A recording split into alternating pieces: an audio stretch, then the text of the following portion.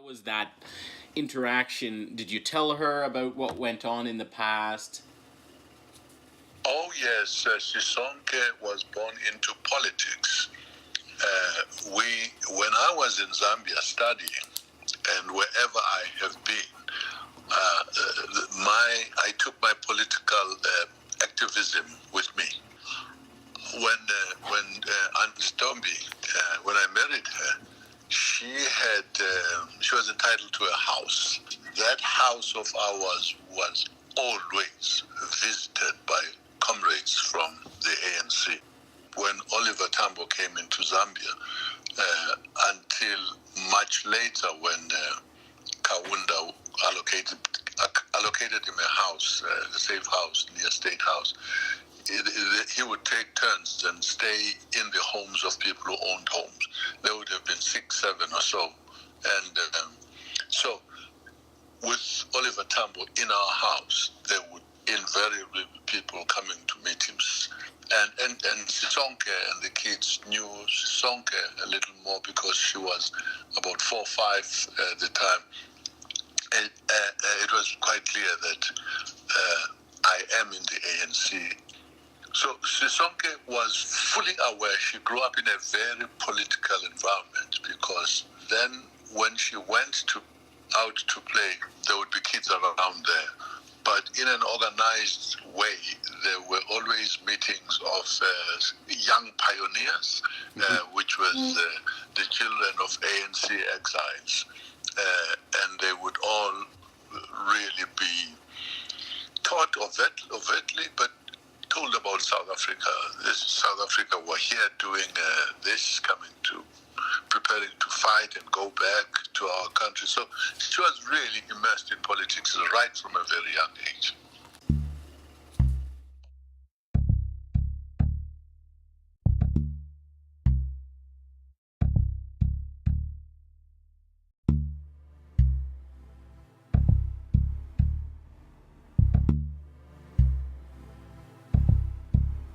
Good morning, good day, or good evening, and welcome to 54Lights.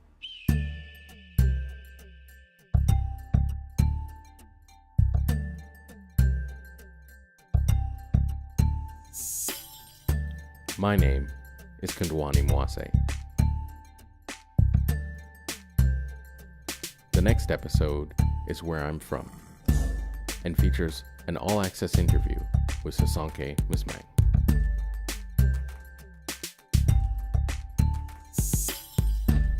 Contrary to popular belief, Africa is a continent and not a country.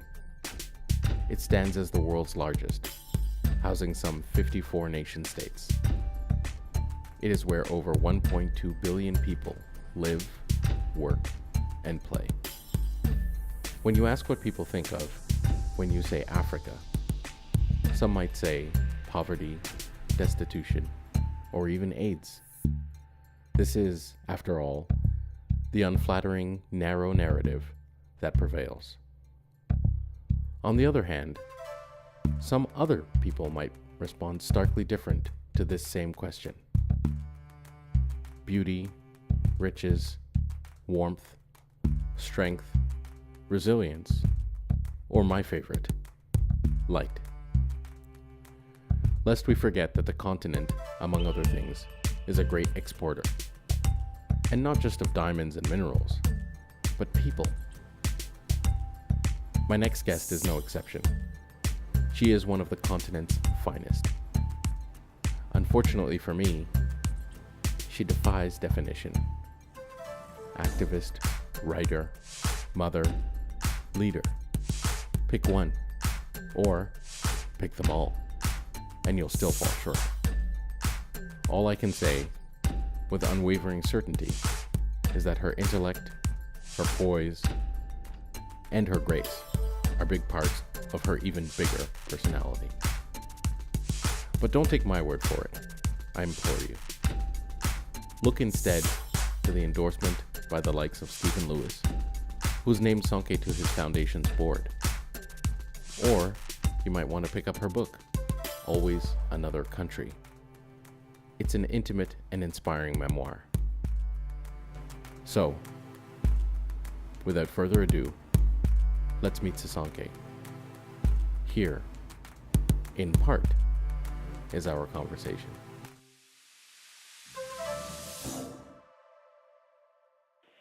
Maybe we'll start off with something pretty straightforward, which is, can you give me your full name and what, if anything, it means? So my full name is Sisonke Msimang, and Sisonke means we are together in isiZulu, which is my paternal language, and Siswati is my mother's language, but they're almost identical in meaning. So, Do you think to a degree that you live up to the meaning of your name? No one's ever asked me that question. I hope so.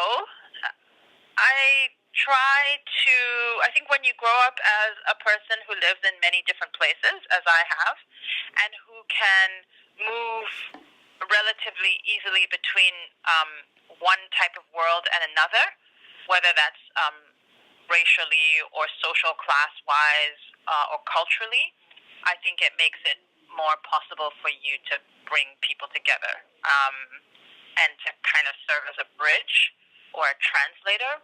So a lot of what I try to do in my writing is to bridge people who speak very different languages, who have very different ideas, and think about the ways in which their ideas might have some overlaps. So maybe there is some togetherness there. Okay. Another question. I'll come to your work in a second, but just sticking with the name. If you were to ask the closest people around you, your family, your sisters, your parents, your mom and dad, when your mom was around, would you say that? What would they say about your living up to your name? Would they say the same thing you just said? Probably, yeah. I think as a firstborn, I've definitely tended to be the bridge between my parents and my siblings. Not always do a very good job, but I definitely take that on. What would you consider to be your profession? I don't know that I have a profession. I guess at the moment, writing. So I used to have a fixed sense of what you become when you grow up. Mm-hmm. And I always imagined that I would be someone who worked on social justice and policy issues. Mm-hmm. So for a long time, I would have answered that question by saying, I work in human rights and democracy and governance. And now I think I have a much more open idea of what a career looks like, and it's not one profession.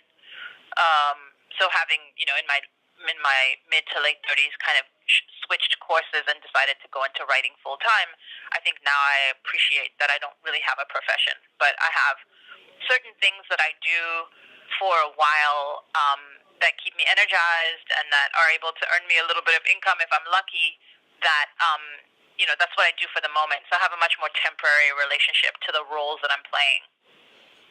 If you were to take a stop right now and just take stock about your life up to now and look at your childhood in particular, do you think there was any particular moment or any particular experience that you had in your youth that pointed you in this direction, Sonke? I think it was probably a combination of things. There was no one moment where I decided I care about the world, and I want to sort of live in the world of ideas and to try to make things better. Growing up as I did as part of a community of people who were fighting against apartheid, I think was hugely instrumental in my formation. And I think having parents who really believed,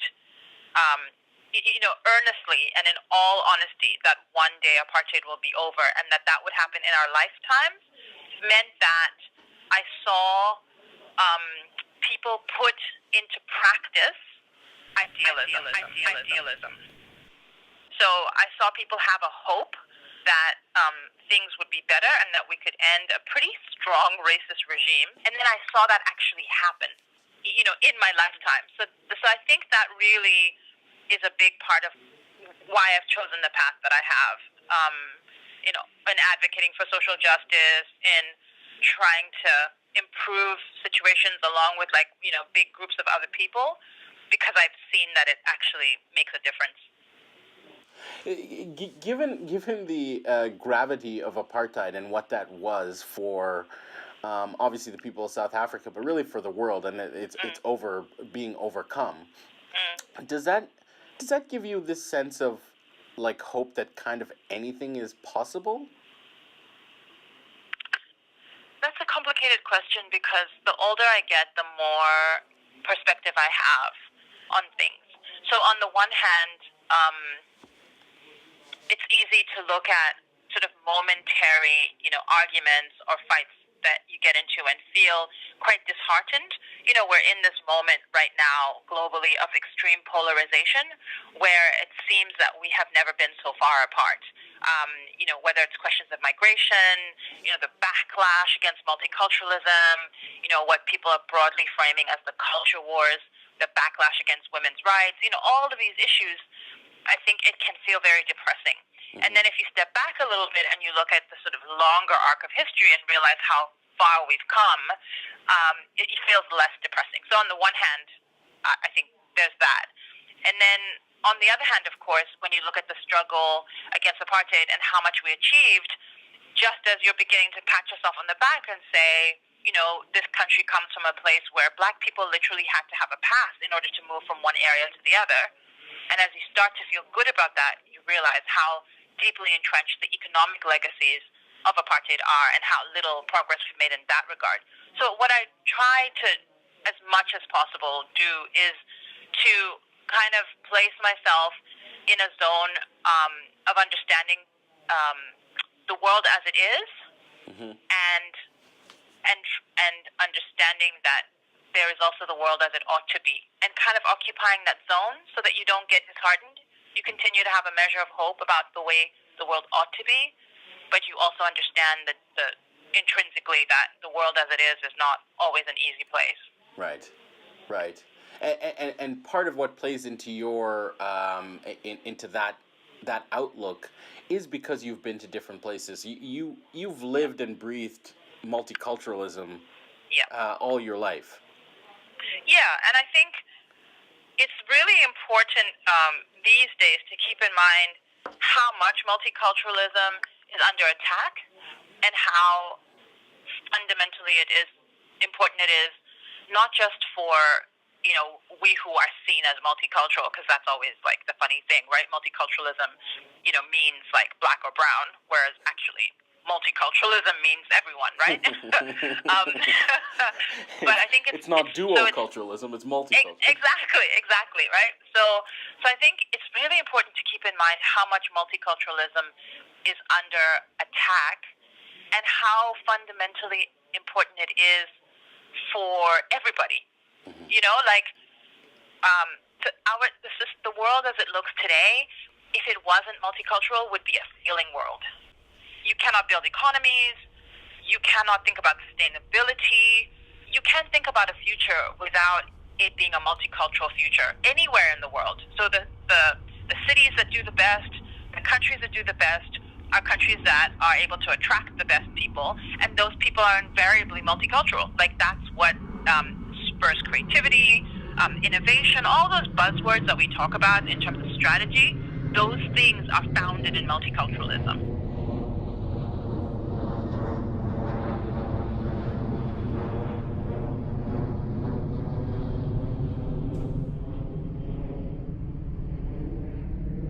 As an individual, Sisonke is unique.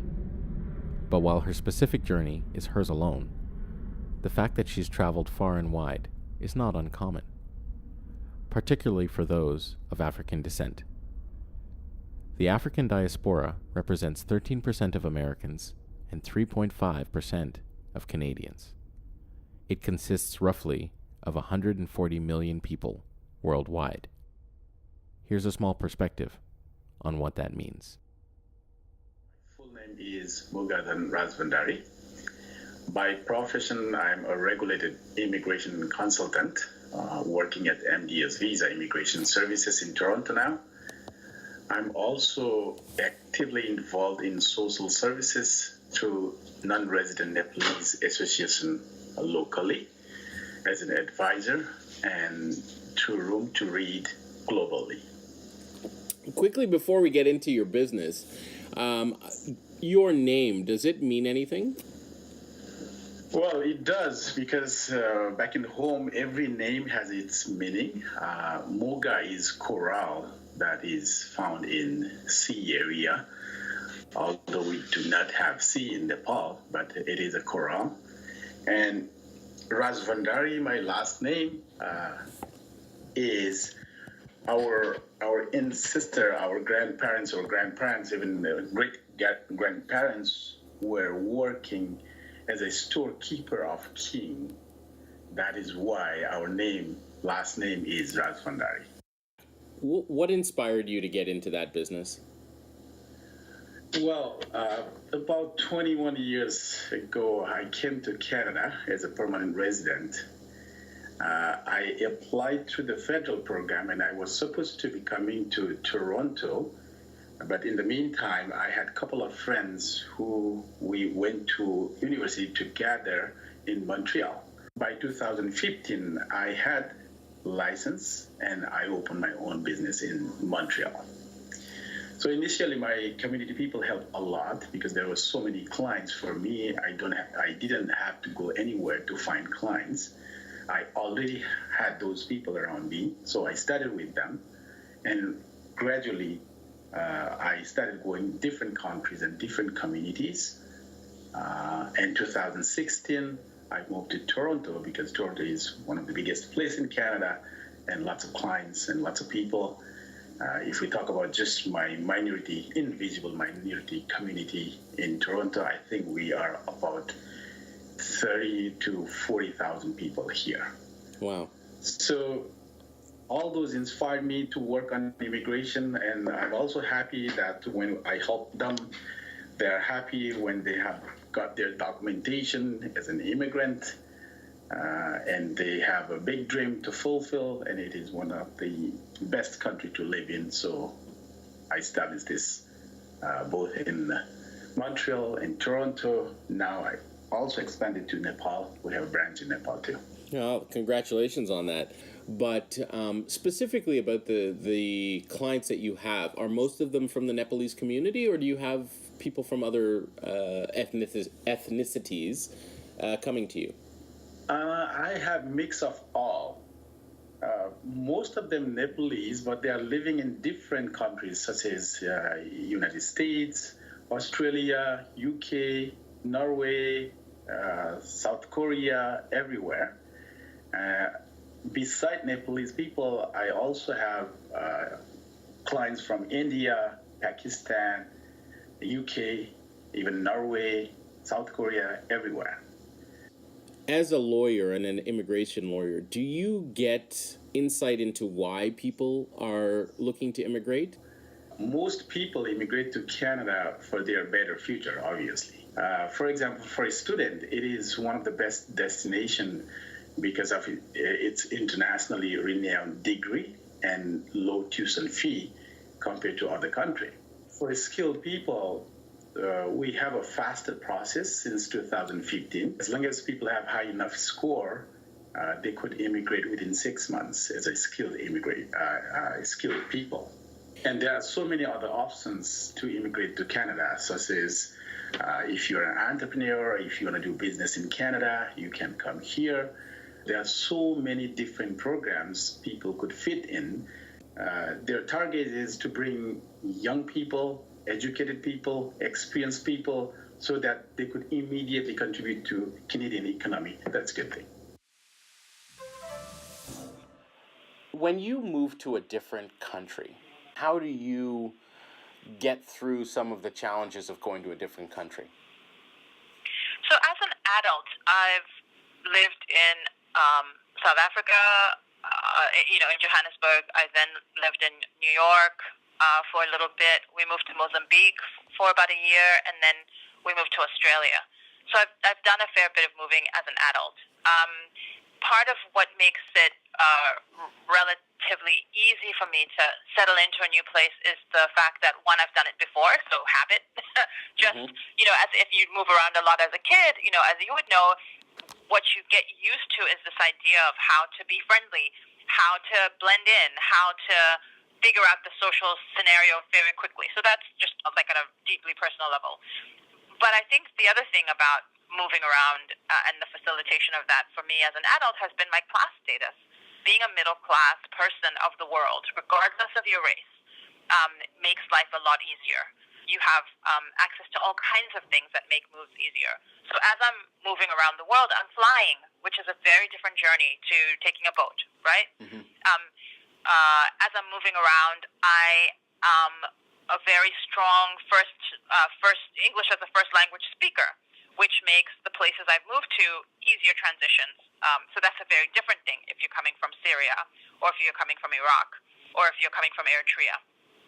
So on the one hand, like at a personal level, I have some skills and some tools that help me to move easier and to get to know communities and to invest time in building relationships deeply. And on the other hand, I have some structural macro factors that have shaped me that help me do it easier because I am middle class.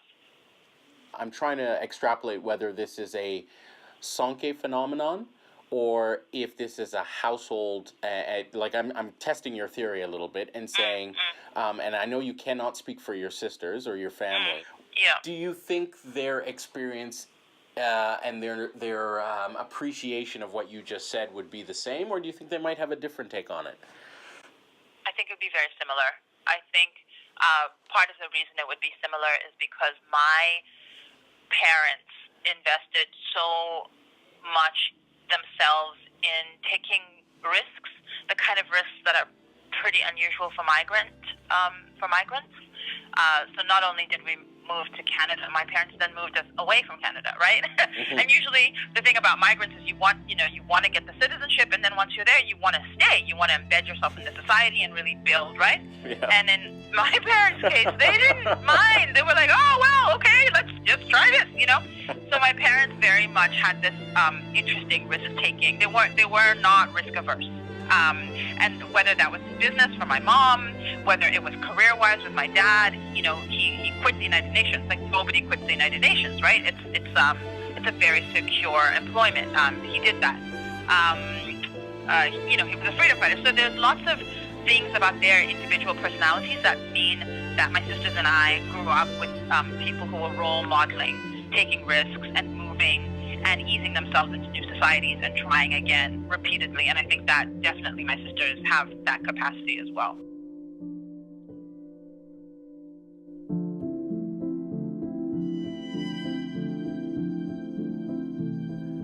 The next voice you hear is that of Walter Msimang. He is, among other things, Sisonke's father. He's a South African who grew up in a very different time, a time defined by struggle, a time of apartheid. He's lived through much. If time allowed, I would interview him for days. Here, in part, is his perspective.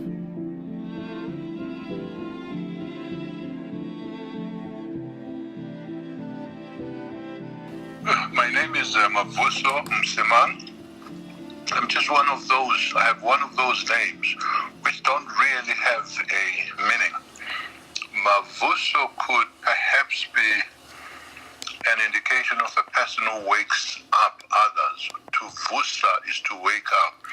But really, it's not like the usual African names where you would say Mavuso or Temba, which means hope. So on. So it is Mavuso Msimang, no particular meaning to the first name. I know you as Walter. Where did that name come from? My father's name was Walter, but I adopted that name when I left South Africa illegally, and I had to assume a pseudonym or a nom de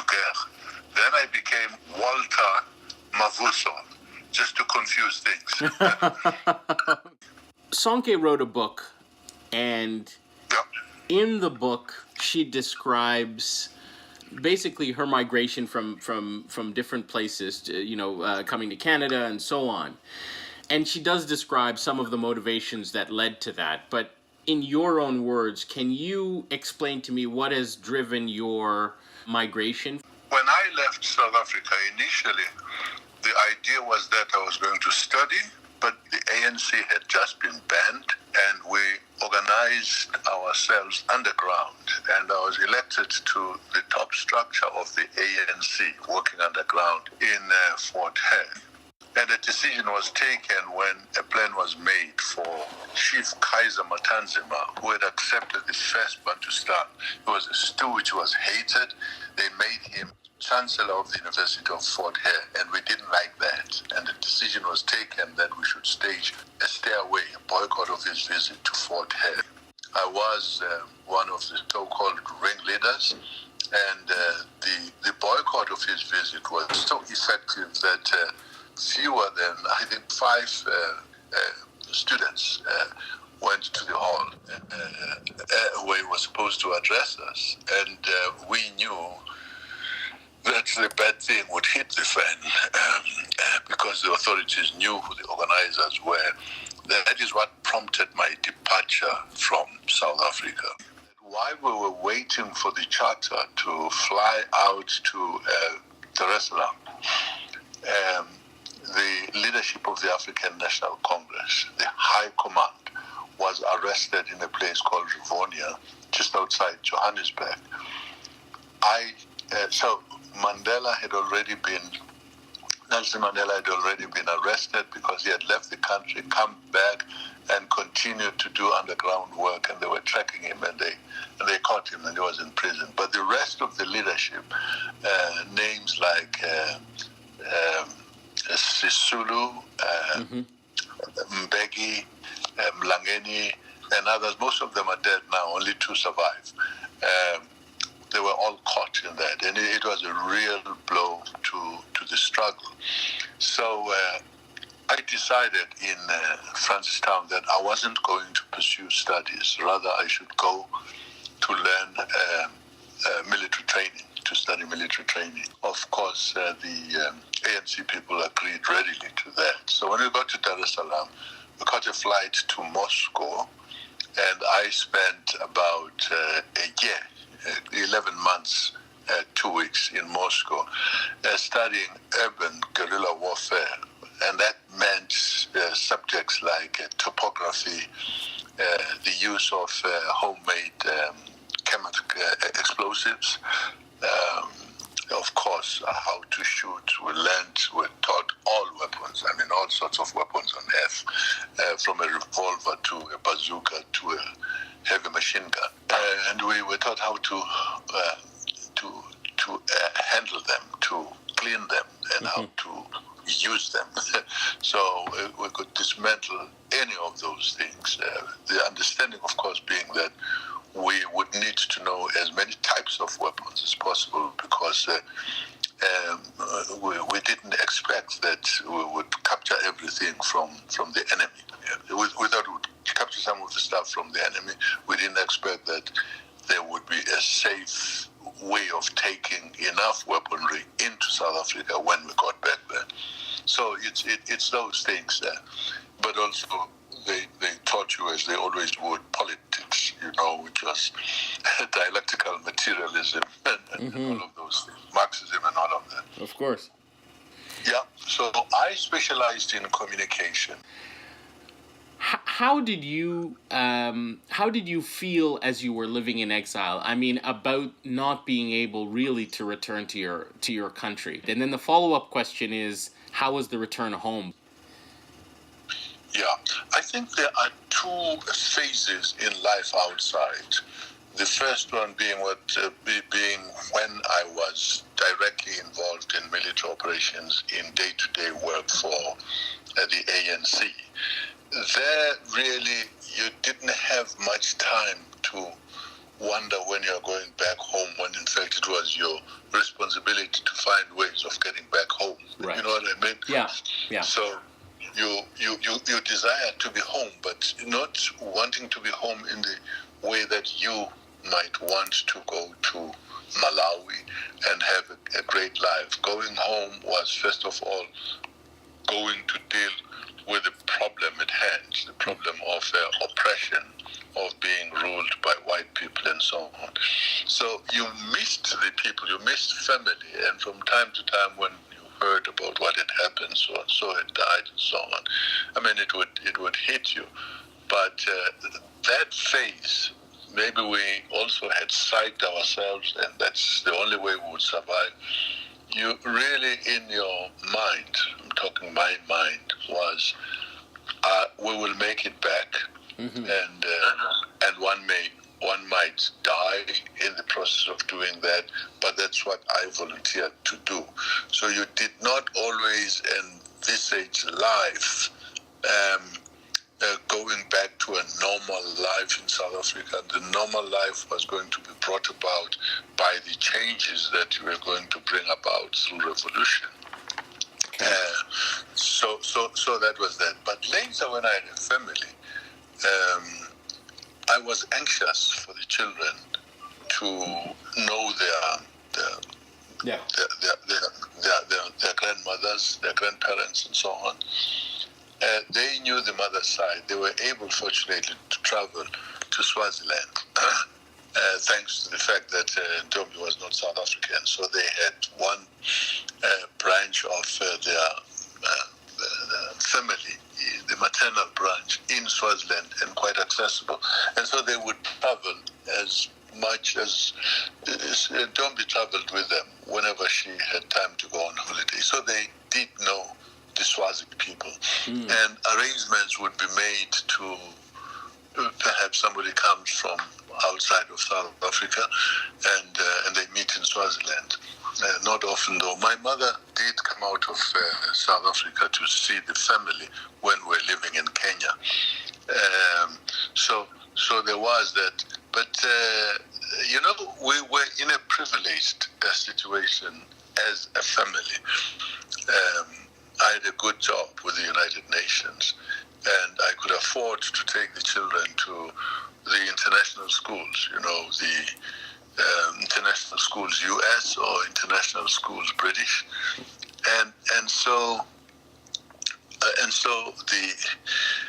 that helped with their futures for sure, because they went to good schools, and when it came time to go to university, the American universities would always compete for students. It was an amazing thing.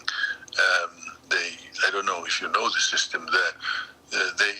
Universities send applications to international schools, kind of advertising the services they have. And there was quite a bit of sponsorship, subsidizing of the fees, the education fees.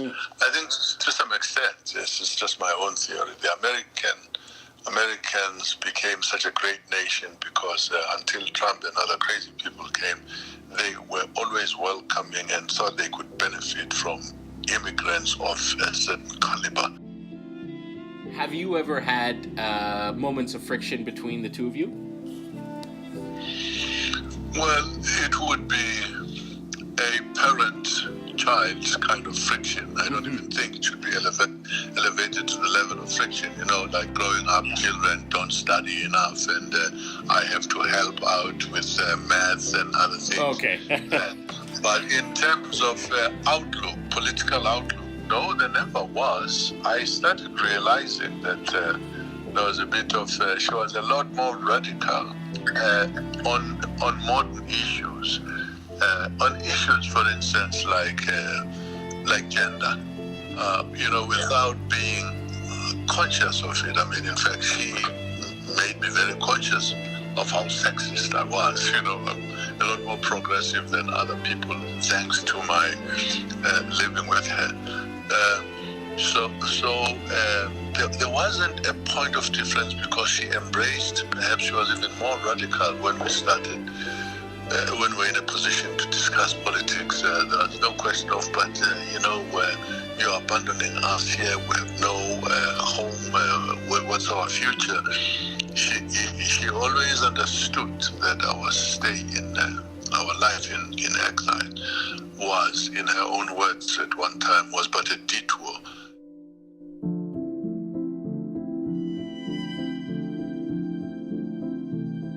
A quick note to our subscribers.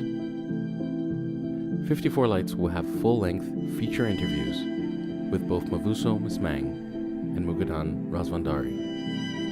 Those will be made available in the coming weeks. For now, let's get back to Sisonke. Recently published the international publication of your book, correct? Is that the fair? Yes. It's an account of your life, but it is a very personal account of your life. What compelled you to go personal? So firstly, it was my first book, and I thought about the daunting challenge of I'm a nonfiction writer, and I thought about how daunting it would be to research a book and be a mother and, like all the other kind of things. And so I thought, well, I know the subject. so that was the first thing. I mean, secondly, and probably more, seriously and more importantly, South Africa is a country that has been dominated by very large men. The stories of men, the stories of heroes, whether that's Nelson Mandela, whether that's General Jan Smuts, whether that's Cecil John Rhodes. You have these larger-than-life characters who have animated our history. And so I wanted to give voice to a different kind of story, which was the story of ordinary people who have been caught up in extraordinary events. And it seemed like, to write a memoir when you're in your 30s is really not to try to show off about any accomplishments, because I have none of those to show off about, but it's to try to spotlight really small stories. So I was kind of taking a deliberate opposite to the mainstream and to the norm, and really talking about small stories, ordinary things. And I think that's the stuff of history, but it's also the stuff that women, that younger people, that people who want to have a say often are intimidated by the big story. Mm-hmm. And so I also kind of wanted to role model to people we can do this. And so that's why I chose this form. So I'm curious as to what made you choose to pick up the sort of the pen, if you will, versus pursuing another line of expression. So I feel most comfortable on the page. I have had lots of training in radio and in television in the last 5 years. That's, I think, a function of this new world. So when I decided to start writing, I undertook a number of fellowships, and each of those fellowships, interestingly enough, and I didn't really, sometimes you look at things retrospectively and you're like, oh, that's why they did that. So each of those fellowships offered opportunities to get practice, appearing in the media. Mm-hmm. And I didn't really understand that that's because that's how the world works now. So I sort of did it because I was like, oh, well, I have to do it as part of the fellowship. But it stood me in good stead. But it's not my most comfortable zone, right? My most comfortable zone is writing, because I can edit, I can delete. So I have to prepare myself in different ways for television, especially TV. It's not my thing. Right. So yeah, writing feels like the most thoughtful and important way for me to make my mark, but I recognize the importance of being able to do all of them. Why are you here?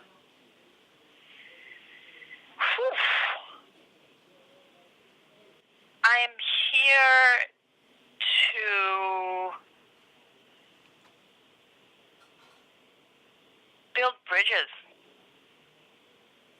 In a moment of crisis, if something has gone wrong, is it your instinct, your natural instinct, to pick up a pen or to pick up a sword? Are you the type that is going to write your congressperson, or are you going to go and protest in the streets? Streets. If you could spend 2 weeks anywhere in the world, Where are you going? The Maldives. You sounded like obviously. Well, you should have said that. Like, duh. And a follow-up to that, who's going with you? Simon. Partly because I haven't seen it. I feel like I haven't seen him this whole year because we've been sort of passing ships in the night. I'll come back to that one if we have time. Yeah. When nobody's watching, when there's no mic on, when there's no nobody scrutinizing you, what is Sisonke doing? Writing. Sad. And what are you writing about? Often it's just ideas that have struck me. So it's, actually, let me answer it properly. Either reading or writing. And so my writing often stems from something I've come across, an idea that I've come across in an article or a phrase in a book that really hits me that I think I want to explore a little bit further. So I have like all these I'm not a very organized person, but I have all these random, pages that are, Word documents that I've opened up that have 3 paragraphs of writing about a particular subject, and that will often be the thing that makes me write a longer piece or a bigger essay on something. What's your guilty pleasure? Chocolate. Dark chocolate, white chocolate. Oh, anything with salted caramel, I'm in. So whether it's dark or milk chocolate doesn't matter. But if there's salted caramel, I'm done for. South Africa, Canada, or Australia? South Africa. Fiction or non-fiction to consume? Fiction. Fiction or non-fiction to create? I don't know. I wish I could write fiction, but it's probably an area in which I lack confidence, so I would say non-fiction. Nice. I think you answered this by default already, but sweet or savory? Oh, I like both, but sweet. Perfect. Summer, winter, spring, or fall? Oh, summer. Very important one is coming up. Soccer, Australian rules football, or hockey? Are you kidding me? Soccer. Football. Real football. That's why I have to throw it in there. Okay. This will probably get played in North America if it does. So I have to say soccer. MJ or Prince? Oh. That's impossible. Great answer. That's an impossible question. Wine, scotch, or beer? Wine. In the movie about your life, the biopic, who plays Sisonke? Kerry Washington.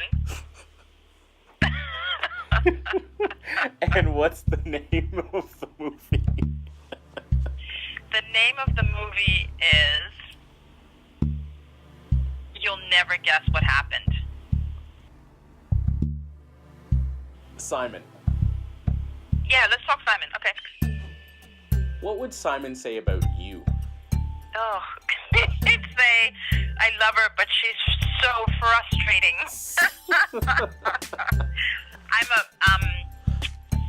So Simon is my calming influence. He's very, the older I get, the more calm I am. But I'm also quite passionate and fiery. Like, I obviously care about, social issues. I get fired up. And Simon is just really good with being a very calm and still presence.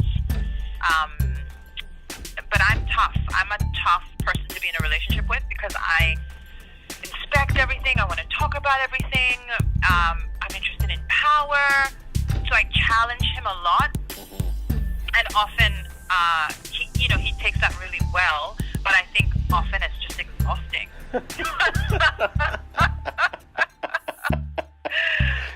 That's too funny. Well, he's a great guy, and he's doing us all a service, I suppose, by keeping you calm. Keeping me contained.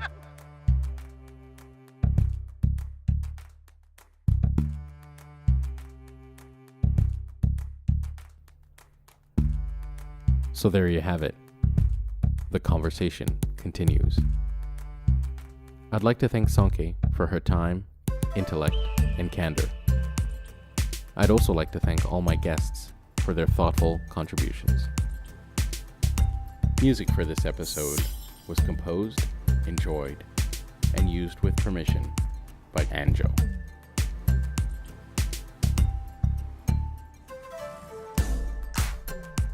I invite you to visit us at 54lights.com and hear more interviews with people who are far beyond ordinary. And please find us on YouTube. Subscribe, listen, and like. Thanks for listening. Until we meet again.